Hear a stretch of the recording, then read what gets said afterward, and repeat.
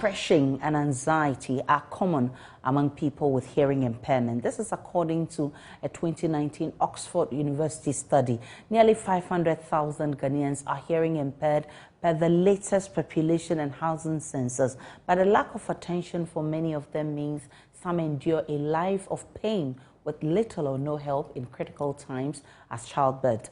In the following report, my colleague Justice Beidou shines light on the life of a mother with hearing impairment and her journey to bring up her daughter. When Esther Kofi found out that she was pregnant, she says her heart skipped a beat. As a woman with hearing impairment in a country with little or no support for people of her like, life was already tough. There's a lot of, hearing people who refused to accept me as a deaf person. Thanks to her family, her delivery and parenting has not been as rough.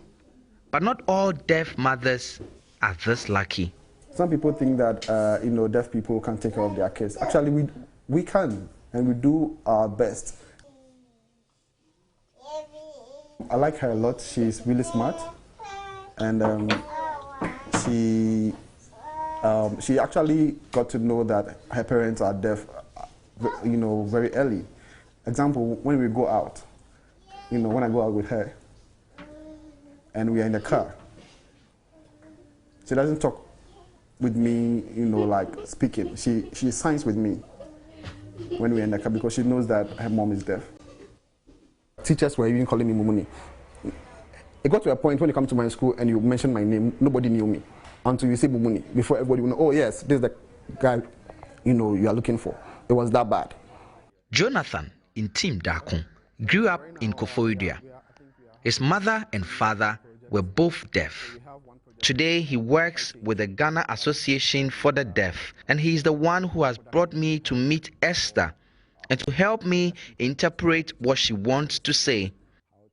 If a person is born deaf already, being deaf alone has its own mental health implications on the individual. There are some deaf people who get all the support that they want. Other deaf people don't have that. They don't have the support. Nobody's helping them. Nobody, they are neglected. Look at what that alone can do to a person.